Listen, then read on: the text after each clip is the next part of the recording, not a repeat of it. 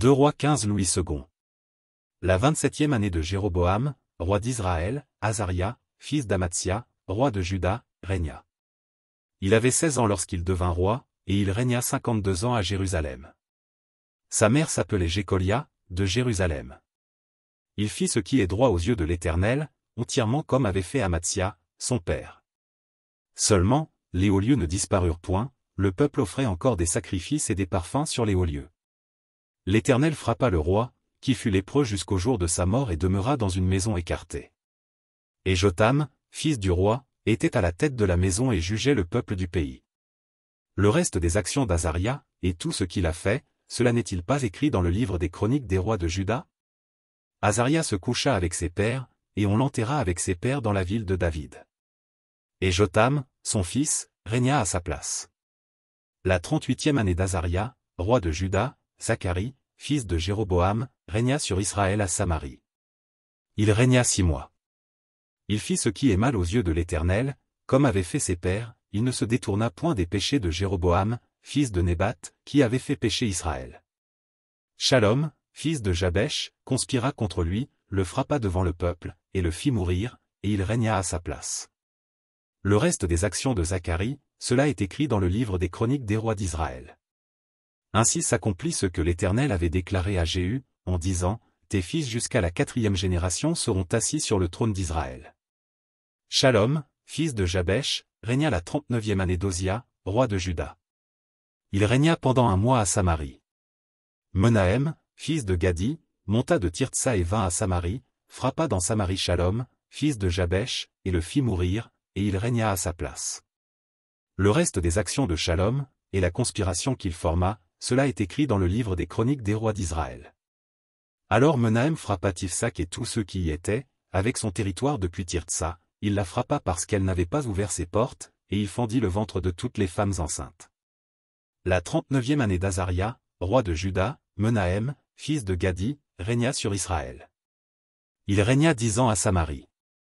Il fit ce qui est mal aux yeux de l'Éternel, il ne se détourna point, tant qu'il vécut, des péchés de Jéroboam, fils de Nébat, qui avait fait pécher Israël. Pul, roi d'Assyrie, vint dans le pays, et Menahem donna à Pul 1000 talents d'argent, pour qu'il aidât à affermir la royauté entre ses mains. Menahem leva cet argent sur tous ceux d'Israël qui avaient de la richesse, afin de le donner au roi d'Assyrie, il les taxa chacun à 50 cycles d'argent.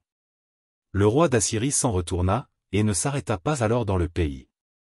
Le reste des actions de Menahem, et tout ce qu'il a fait, cela n'est-il pas écrit dans le livre des chroniques des rois d'Israël?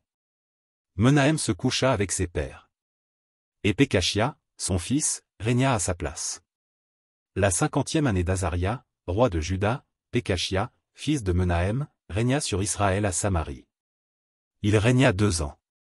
Il fit ce qui est mal aux yeux de l'Éternel, il ne se détourna point des péchés de Jéroboam, fils de Nébat, qui avait fait pécher Israël.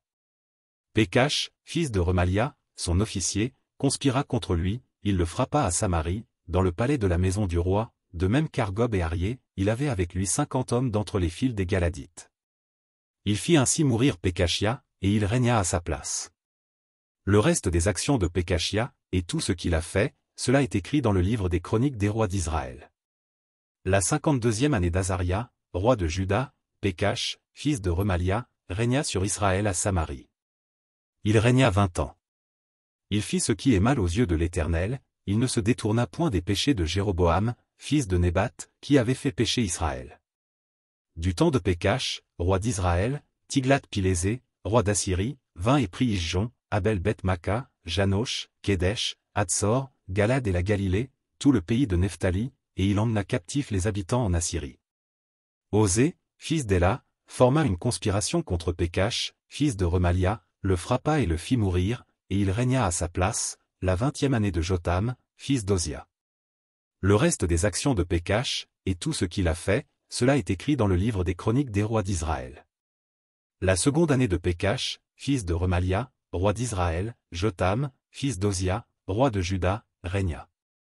Il avait 25 ans lorsqu'il devint roi, et il régna 16 ans à Jérusalem. Sa mère s'appelait Jérusha, fille de Tsadok. Il fit ce qui est droit aux yeux de l'Éternel, il agit entièrement comme avait agi Ozia, son père. Seulement, les hauts lieux ne disparurent point, le peuple offrait encore des sacrifices et des parfums sur les hauts lieux. Jotham bâtit la porte supérieure de la maison de l'Éternel. Le reste des actions de Jotham, et tout ce qu'il a fait, cela n'est-il pas écrit dans le livre des chroniques des rois de Juda? Dans ce temps-là, l'Éternel commença à envoyer contre Juda Rétsin, roi de Syrie, et Pécache, fils de Remalia. Jotham se coucha avec ses pères, et il fut enterré avec ses pères dans la ville de David, son père. Et Achaz, son fils, régna à sa place.